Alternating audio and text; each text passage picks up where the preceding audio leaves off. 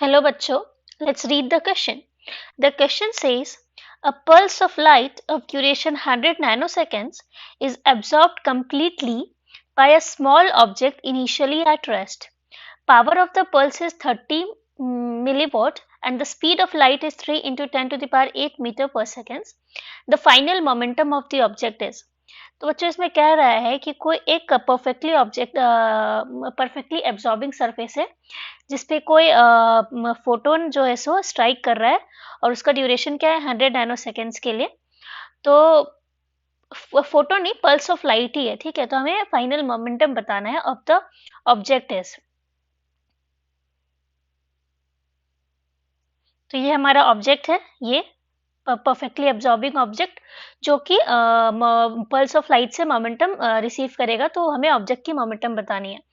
तो बच्चों जो हमें पता है कि जब कभी भी परफेक्टली एब्जॉर्बिंग के लिए सरफेस होता है तो उसके लिए मोमेंटम का फॉर्मूला क्या हो जाता है। मोमेंटम को मैं यहाँ पे स्मॉल p से डिनोट करूंगी। इसके लिए फॉर्मूला हो जाता है बच्चों energy upon C. C is speed of light and E is energy, ठीक है। मान लेते हैं हमारा इक्वेशन नंबर 1 है, ठीक है। फर्दर मूविंग की पावर का क्या फॉर्मूला होता है। पावर को हम कैपिटल पी से डिनोट करेंगे। कैपिटल पी से पावर होता है और ये होता है work done upon time. Work done को एनर्जी से रिप्लेस किया जा सकता है, उसमें तो कोई प्रॉब्लम नहीं है, ठीक है। तो यहाँ से एनर्जी को बच्चों हम लिख सकते हैं power into time, right. Energy is power into time. इसको हम पुट करेंगे किसमें, putting this in equation 1, putting this in equation 1, ठीक है। इक्वेशन 1 में हम ई जो है हमारा दे रखा उसको पावर इंटू टाइम से रिप्लेस कर सकते हैं, ठीक है।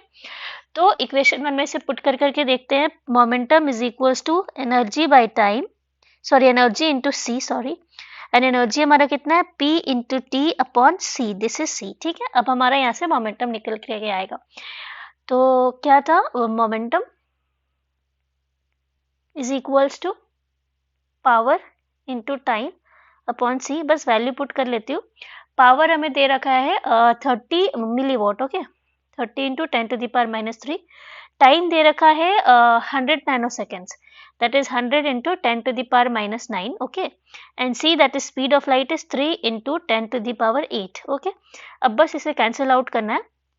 ये इसको कट करेगा 10 टाइम्स में एंड दिस 0 एंड दिस 0 इस -3 को कैंसिल कर देगा बच्चों। अब ये जब ऊपर जाएगा तो ये हो जाएगा 1.0 into 10 to the power -17।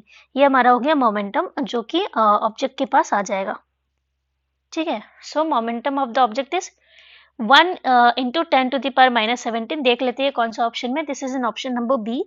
So option b is our final answer बच्चों। Hope you understood it well and best of luck. Thank you.